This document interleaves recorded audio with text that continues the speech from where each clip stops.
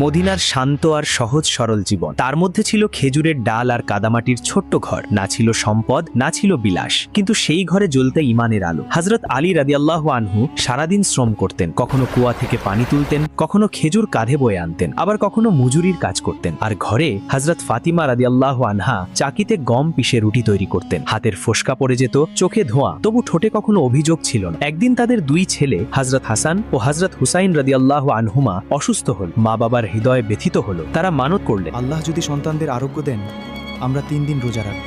আল্লাহ তাদের মানত কবুল করলেন। প্রথম দিন ইফতারের শুধু অল্প কিছু রুটি, আর সেই সময় দরজায় কড়া পড়ল। এক ভিক্ষুক বলল, আমি মিসকিন, আমাকে কিছু খাবার দাও। তারা নিজের রুটি আল্লাহর নামে দিয়ে দিলেন। শুধু পানিতে ইফতার করলেন। দ্বিতীয় দিন এলো এক ইয়াতিম, ফের সব দিয়ে দিল। তৃতীয় দিন এলো এক বন্দী। তারা বললেন, আমরা তোমাকে কেবল আল্লাহর জন্য খাওয়াচ্ছি, না কৃতজ্ঞতা না প্রতিদান চাই। 3 দিনের রোজা, কিন্তু অন্তরে কোনো অভিযোগ নেই। আল্লাহ তাদের ত্যাগের জন্য